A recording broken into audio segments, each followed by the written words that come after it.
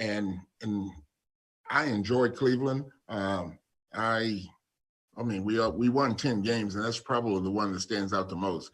We won 10 games and really should have made the playoffs that year, but we lost to Cincinnati in Cincinnati in a bad weather game that kept us out, and we were still in it in the tiebreaker. But you had to depend on other people to do things, and you had no control over it. So then we lost out on the tiebreaker. But winning 10 games and the Cleveland crowd and the fans there, that year was pretty special. When you see where they are right now, 5-3, and in the playoff race, knowing about the fans that you just mentioned, how do you feel how do you feel about where they are right now as a franchise under Kevin Stefanski? Well, it looks like that they've made a lot of progress, to be 5-3, because they started out pretty good. And everybody, this league is a tough league for everybody, but they're in the hunt. They put themselves in the hunt. So, we got the last half of the season to play, and we'll see how they come out at the last half. Everybody wants to finish strong, start strong, but a lot of times in the NFL is how you finish.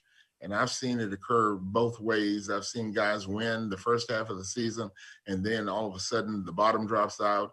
I've seen guys lose the first half of the season and then get on a roll on the second half.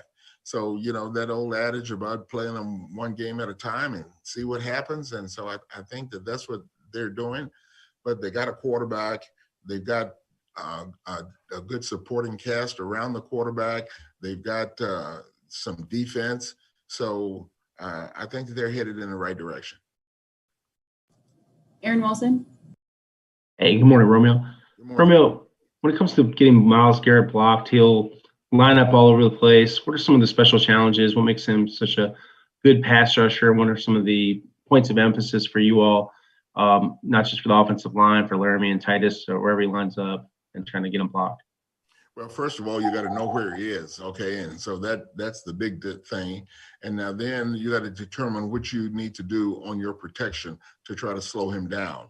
All right, can one guy do it, or does that guy need help? And you can do that by sliding the line to him. You can do that by chipping him. You can do that by keeping a tight end in, so there's several ways that you could try to slow him down.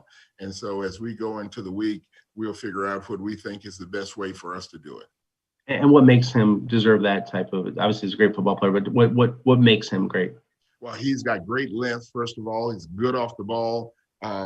He has body flexibility, so he can run under blocks. He can get around blocks, and he's got that drive that pass rushers, some of the great pass rushers have.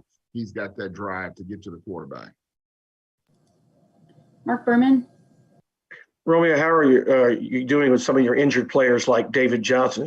Can you give us an update on him? Well, he's still being evaluated, so he probably will not practice today. So that's him. Scarlett had surgery, so we put Scarlett on IR. Then who else do we have? Anybody else? Well, do you have a kind of an idea about David for Sunday, or is that up in the air? That's up in the air. Aaron Reese. Hey, Romeo, what makes the Cleveland play action attack so effective? Kind of just the way it's built schematically that makes it a challenge for the defense. The running backs, because if they can run the ball, and when Chubb was up, they had a good combination of Hunt and Chubb. Mm-hmm. Then when Chubb went down, Hunt took the load, okay? And he runs very hard. He's very determined. He gains yards that are not there, okay? So when you have a running game, linebackers have to honor the run on any run fake. So that sucks them toward the line of scrimmage, which then creates space behind them in that middle area. And so when you can suck those linebackers up and then get a crossing route in behind them, or somebody to hook up in behind them, then you can deliver the ball there. You can make yards, get first downs, and keep the sticks moving.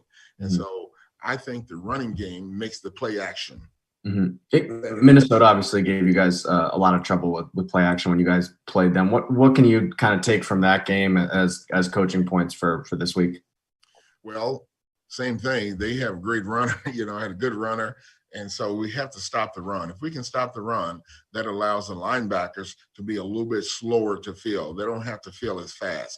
All right. If you're slow to fill and the ball is handed off, then good runners are going to gain yards. So against good runners, the linebackers have to fill quickly. All right. So if we can stop the run and the guys up front, if they can do a job and slow the runner down, then the linebackers can hold for a second to read the blocks to see whether it's run or whether it's play action. And then if it's play action, they got a chance to get back to take away some of that space. Aaron Wilson.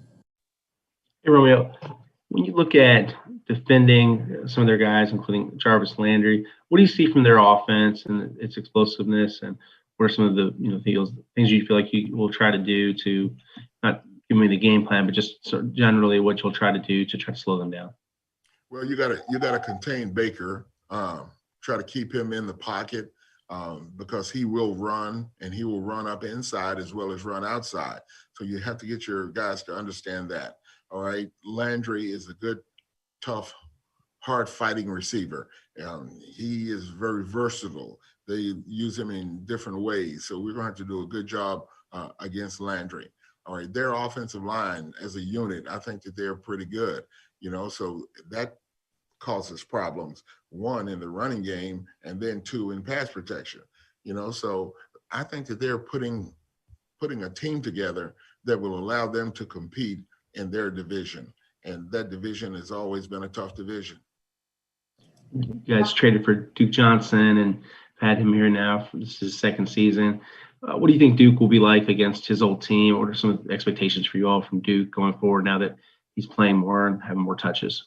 Well, Sunday, I think Sunday was a great example of what Duke brings to the table. He went in there, and after David got hurt, and he took, I guess, just about every snap. I think maybe he was out for 2 plays after that, but he took every snap. That was blocking, that was running, and that was pass receiving, and he's a productive runner.